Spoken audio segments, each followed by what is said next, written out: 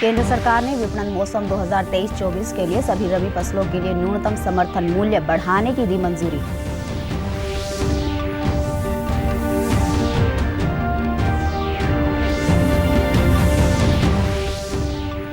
प्रदेश के किसानों ने केंद्रीय कैबिनेट के रबी की फसलों पर एमएसपी बढ़ाने के फैसले को सराहा। कहा, इससे किसानों की आय में होगी बढ़ोतरी।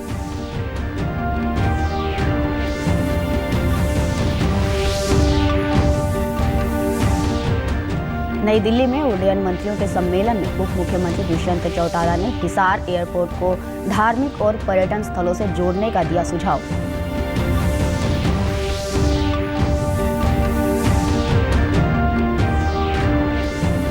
और मुख्यमंत्री मनोहर लाल ने 7 देशों में नियुक्त भारतीय राजदूतों के एक प्रतिनिधिमंडल से की बैठक। कहा, हरियाणा ने कृषि के साथ उद्योगों व व्यापार में भी बनाई अपनी पहचान। नमस्कार, मैं ममता रानी। अब समाचार विस्तार से। केंद्रीय मंत्रिमंडल ने वर्ष 2023-24 विपणन मौसम के लिए सभी रबी फसलों का सरकारी खरीद मूल्य यानी एमएसपी बढ़ाने को मंजूरी दी है। मसूर का न्यूनतम समर्थन मूल्य 500 रुपये प्रति क्विंटल बढ़ाया गया है, जो अब तक की सबसे अधिक बढ़ोतरी है।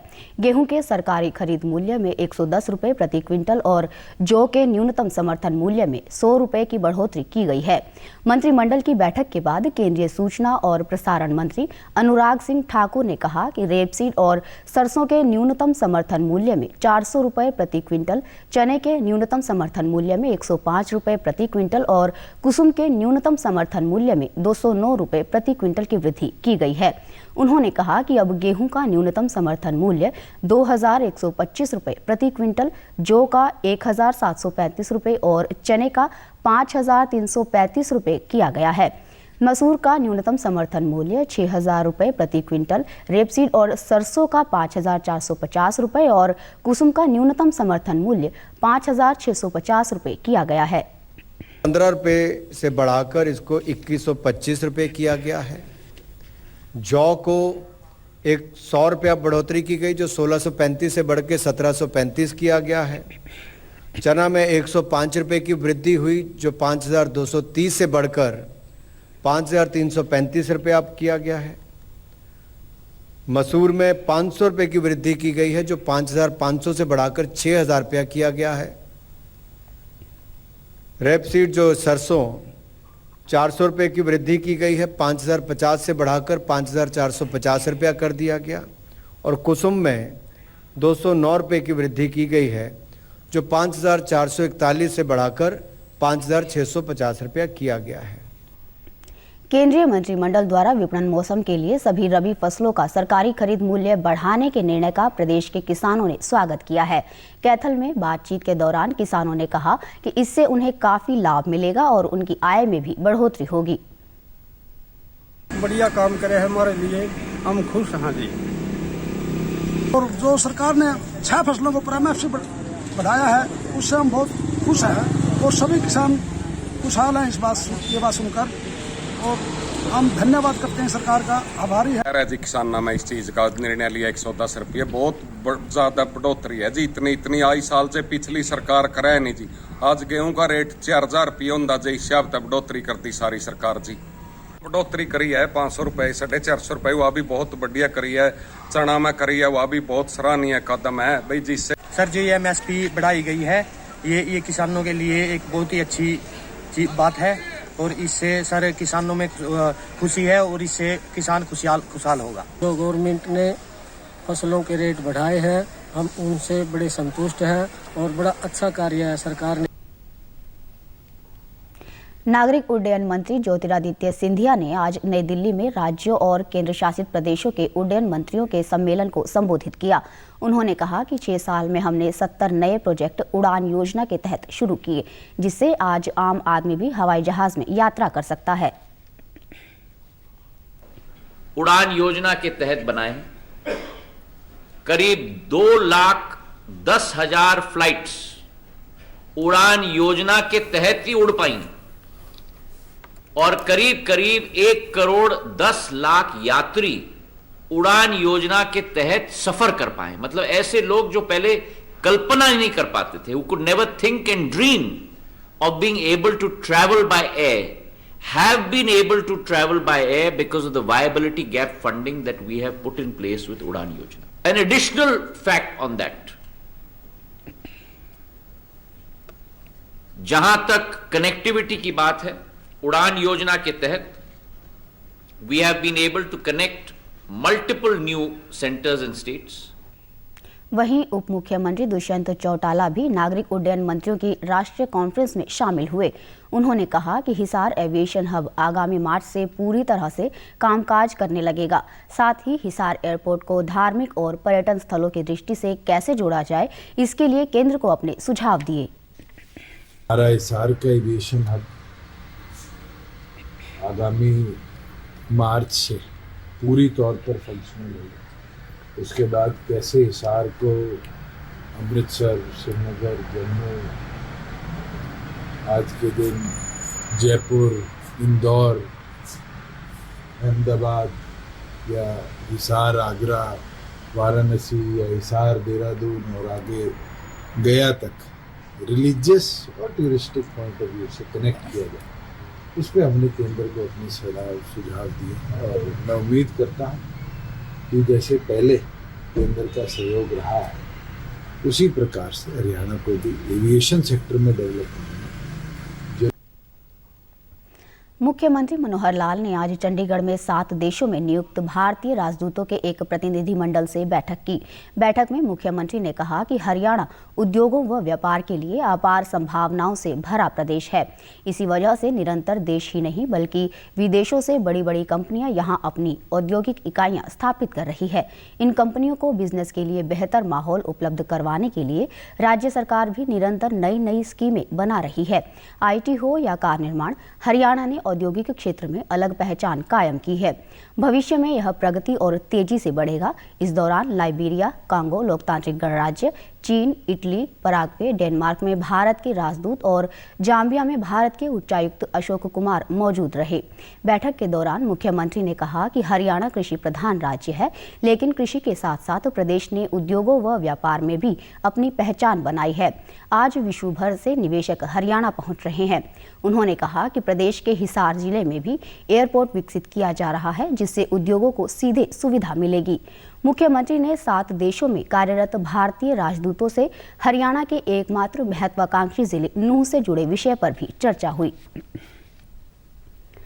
नूंह के उपायुक्त अजय कुमार ने कल लघु सचिवालय में 7 देशों में तैनात भारतीय राजदूतों के साथ आकांक्षी जिला कार्यक्रम संबंधी कार्यों की समीक्षा की।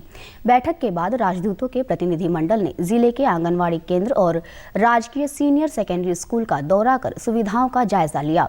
बैठक में उपायुक्त ने राजदूतों को बताया कि आकांक्षी जिला कार्यक्रम का उद्देश्य स्वास्थ्य, पोषण, शिक्षा, कृषि और जल संसाधन आदि में बड़े पैमाने पर सुधार कर लोगों को इनका लाभ देना है। उन्होंने विज़िट की एंड इस प्रोग्राम के बारे में पूरा जानकारी ली एंड जो भी हमारी यहाँ पे एक्टिविटीज़ चल रही हैं, गवर्नमेंट रही हैं, उसको रिव्यू किया एंड उसके बारे में अपने सुझाव और जो भी गाइडलाइंस हैं कि किस तरह से और बेटर इसमें वर्किंग हो सकती है और जो जिन कंट्रीज़ में हमारे ऑनरेबल एम्बेसडर्स पोस्टेड हैं उन वहाँ के इनसाइट्स भी उन्होंने शेयर किए। सो इसके पश्चात एक आंगनवाड़ी सेंटर खेड़ला विलेज का और एक हमारा गवर्नमेंट सीनियर सेकेंडरी स्कूल मेवली में जो है वो भी विजिट किया। उपायुक्त ने कहा कि नूंह जिला लगातार आकांक्षी जिलों की रैंकिंग में सुधार कर रहा है। उन्होंने कहा कि जिला वासियों की जागरूकता व प्रशासनिक अधिकारियों की मेहनत से नूंह देश भर में आकांक्षी जिलों की डेल्टा रैंकिंग में ऊपरी स्थान पर है, जिसमें health and nutrition, education, financial inclusion, skill development, agriculture, water resources and basic infrastructure के पैरामीटर्स उसमें रिव्यू होते हैं एंड इन्हीं सारे पैरामीटर्स पे ही सारा जो चर्चा है वो आज हुई है। प्रधानमंत्री नरेंद्र मोदी ने आज नई दिल्ली में 90वीं इंटरपोल महासभा का उद्घाटन किया। इस अवसर पर प्रधानमंत्री ने स्मारक डाक टिकट और स्मारक सिक्का जारी किया। यह सम्मेलन 21 अक्टूबर तक चलेगा। प्रधानमंत्री ने अपने संबोधन में कहा कि भारत आज़ादी के 75 वर्ष मना रहा है और ये हमारे लोगों, संस्कृति और उपलब्धि का उत्सव है। उन्होंने कहा कि यह समय हमें पीछे देखने का है कि हम कहां से आए हैं और आगे देखने का है कि हम कहां तक जाएंगे।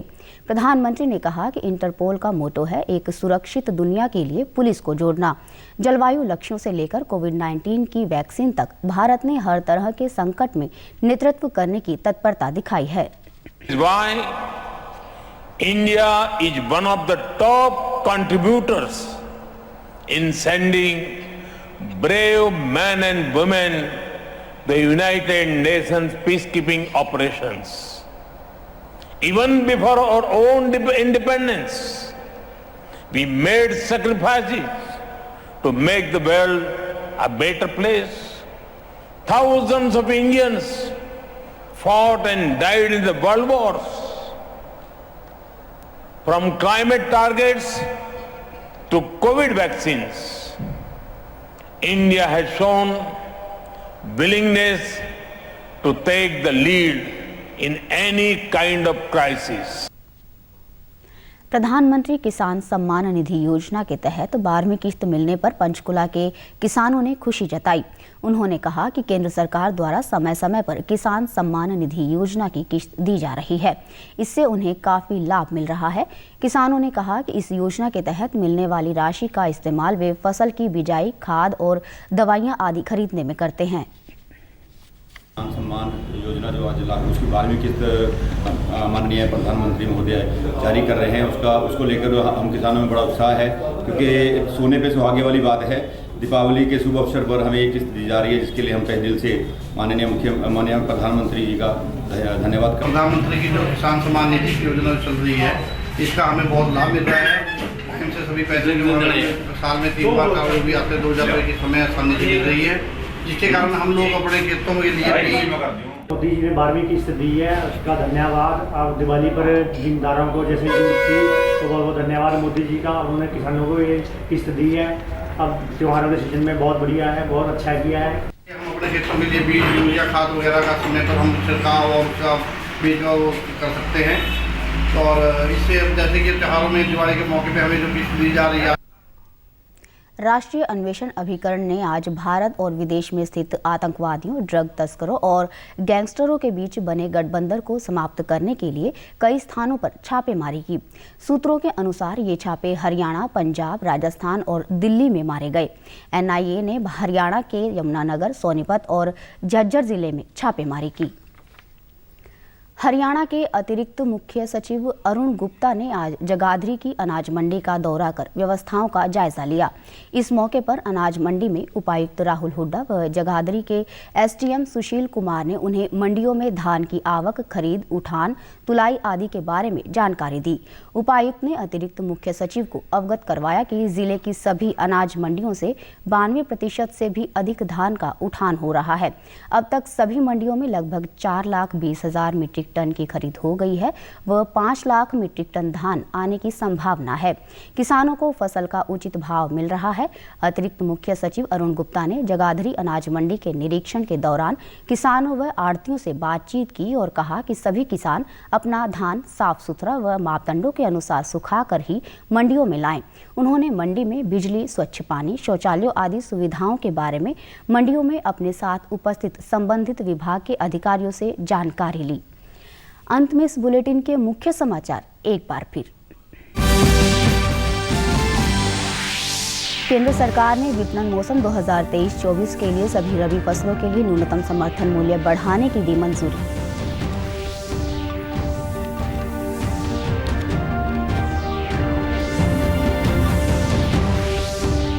प्रदेश के किसानों ने केंद्रीय कैबिनेट की रबी की फसल पर एमएसपी बढ़ाने के फैसले को सराहा। कहा, इससे किसानों की आय में होगी बढ़ोतरी।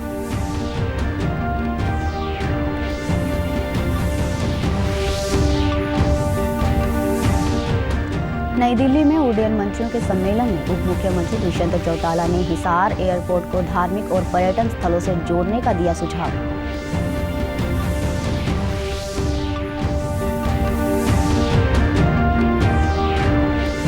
और मुख्यमंत्री मनोहर लाल ने 7 देशों में नियुक्त भारतीय राजदूतों के एक प्रतिनिधिमंडल से की बैठक। कहा, हरियाणा ने कृषि के साथ उद्योगों व व्यापार में भी बनाई अपनी पहचान। समाचारों में आज इतना ही। नमस्कार।